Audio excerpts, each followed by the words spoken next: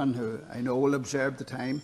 Of course I will, Ascan. Yeah, we'll just say, Minister, of course, since the crash, I think the workforce and particularly the five pillar banks, it's down by something like 45%. I think the Financial Services Union, rightly complains that there's a sort of drip feed of information. AIB, a couple of thousand workers, Bank of Ireland 1,000, PTSB, and so on. Workforce contracts. I'm aware of fintech and obviously the PSD2 directive and so on. But obviously there is a major problem here for banks that we own in particular. I am aware of the reports of ongoing and potential rationalisation within the banking sector, both in Ireland and on a wider European level. Reductions in staffing levels are always a matter of regret, as are branch closures, and I, as Minister, would hope that these can be kept to the minimum necessary for to ensure that our banks can meet the obligations that they have both to customers and also the need that we have over time for them to be able to contribute to our economy.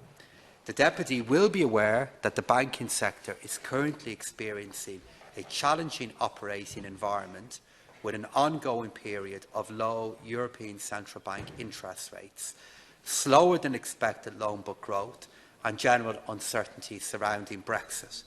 In addition, the traditional banking model has been under pressure to adopt and deal with legacy issues now for some years. In such circumstances, cost management is likely to remain a high priority for banks, as it is an area under their control. However, these are decisions, Deputy, that are a matter for the banks, for their boards and for the management of individual banks, which need to be run on an independent and commercial basis. The independence of these banks is protected by relationship frameworks that are legally binding documents that cannot be changed unilaterally. They are publicly available and were insisted upon by the European Commission to protect competition in the Irish market. Notwithstanding this, officials from my department have contacted various banks that you have raised, who have all stated they are investing across all channels to improve customer experience and continue to significantly invest in their IT systems and online services. Thanks, Ascan. Well, it's hard to believe the pillar banks, of course, in relation to net interest margins, because obviously, we're still paying among the highest interest rates in the European Union, and therefore the Irish banking market should be very profitable. Now, obviously, there's the major development of fintech, of new structures coming as well from the European Union. But we did expect, I suppose, with Brexit, we were told again and again that financial services, which I think at the moment have maybe overall something like 45,000 workers, that we would be getting a lot of companies coming into Dublin, into Cork, into our other cities, and creating and building on the overall financial services and making the country. I think we're the 8th largest provider, are we, in the European Union of financial services. But it still is depressing to see these constant reports of people being let go in the pillar banks. And the fact that we don't seem to have new structures to take advantage of the new directives from Europe. Thanks, Minister. Well, the Deputy is right that a lot of work went on to ensure that if changes were taking place in the UK as a result of Brexit, that Ireland would be well placed to look to attract additional investment and additional jobs that become available. And that's what we have done. There are many banks. I would think of the decisions that Bank of America have made, the decisions that JP Morgan have made, that are a result of Ireland being a competitive and stable place within which to grow financial services. But I don't think, Deputy, that detracts in any way from your main point. Of course, I acknowledge the concern that staff will have who are working in some of the banks that are now being associated with this kind of commentary.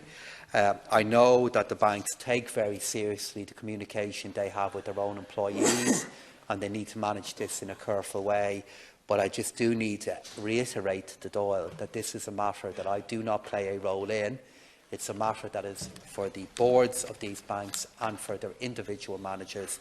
But I do expect that they will do all that can be done to keep this kind of difficult change to a minimum.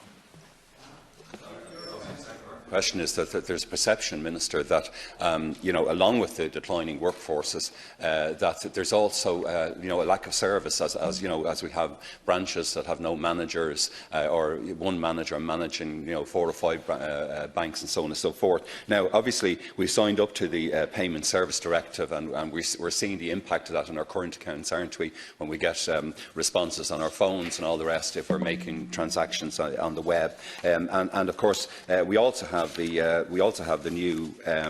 the new system of open banking, of allowing third parties access to our own accounts, and so which is a very, very profound change. Now, is it the case though that the pillar banks have not committed enough to those services? Now, you recently set up the Culture Board, which is very important for the banks. But I mean, how is the central bank going to regulate a whole plethora of new financial providers based in Germany, based in Spain, and so on and so forth?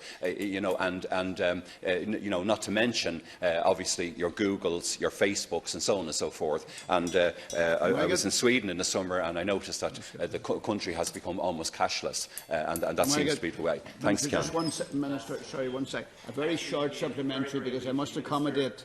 On the issue of mortgage rates, in light of the comments of the Deputy Governor yesterday at Sibley at the BPFI conference, and your own comments this morning on Morning Ireland, 2 key issues: the massive differential between Irish rates and the European norms, and secondly, the unfavourable treatment of existing customers compared to new customers. These are issues we've been raising for some time. We've made proposals in the past that you have not been supportive of. So in light of the Deputy Governor's comments and your own views now, do you intend to raise this issue with the Central Bank and find a way forward of getting improvements? Minister, a brief response, because I'm taking another question. I think what the Central Bank have done, what Mr Sibley did, is reiterate a number of important points that I and the Central Bank would have. I mean, while recognising that these are commercial decisions that we don't play a role in, I also want to see the rate of interest that has been offered to existing mortgage holders here in Ireland become more competitive. In order for that to happen, other changes do need to happen as well, particularly in terms of the level of non-performing loans that we have within our country.